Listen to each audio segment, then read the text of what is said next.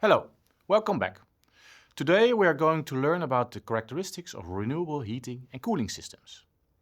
The learning objectives of this lesson are to provide you with insight into the characteristics of sustainable heating and cooling systems, the principle of exergies and why fossil fuel-based systems are not exergetically efficient, and lastly, using these characteristics and the exergy concept to identify strategies to adopt renewable heating and cooling solutions. Let's start with the characteristics of the system. They are important because they determine what options you have to decarbonize heat supply. First, there is the scale of the energy supply. These can be large scale, for example, large neighborhoods, parts of cities, or small scale for individual buildings or small clusters of buildings. Usually, larger heating systems are more efficient and cheaper per unit of energy supply, but they are more complex to get organized. Secondly, the quality or the temperature level can also be quite different. Sometimes systems have high temperatures or high quality thermal energy, which can be directly used in existing buildings or processes.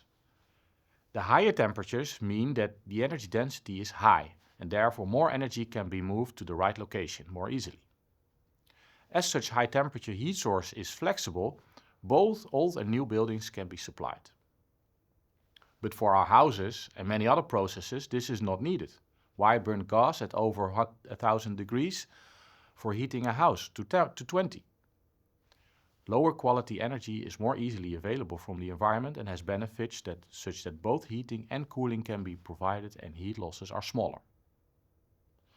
Often the principle of exergy is used to quantify why it's not smart to use highly valuable energy carriers like fossil fuels, hydrogen or electricity to produce lukewarm water for showering and heating of buildings. Exergy is a measure for the quality of energy as it's defined by how much useful work can be done with a given amount of energy carrier. Both energy and exergy are measured in joules, but unlike energy, exergy is destroyed when energy is used. Without going into the details of how exergy is calculated, the figures on the slide illustrate that using a fuel or an electric resistance have much higher energy efficiencies for providing heat than exergy efficiency. Because with a liter of oil or a kilowatt hour of electricity, much more work can be done than with the heat that is made from the same amount of oil and energy of electricity. Therefore, it's better to use high valuable exergetic energy carriers for the highest required quality, for example, in transport or industrial processes.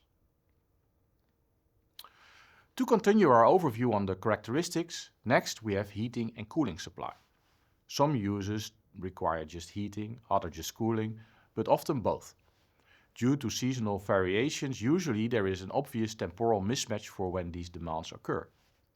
This may also not be the case. For example, data centers, they require cooling year-round, so also in the winter. These different demand profiles for heating and cooling can be used to utilize residual thermal energy. This is especially interested within an urban context where different buildings are close to each other. When we acknowledge that different urban functions have different energy patterns, it is logical to exchange heat rather than to try to decarbonize each building individually. So the waste heat of a cooling process of some building can be supply functions that require heat, creating an optimal ecosystem of energy exchange, possibly with interseasonal storage in between.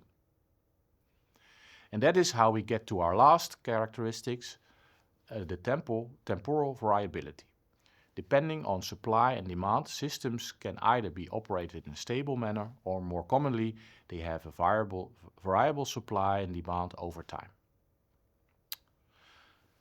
Now we understand what the characteristics of heating and cooling systems are, we can have a look at the design of decarbonized buildings. For that we take this approach as the basis. Before we draw or engineer anything, we need to understand the local circumstances, such as the climate, the underground, surroundings, the building envelope, etc.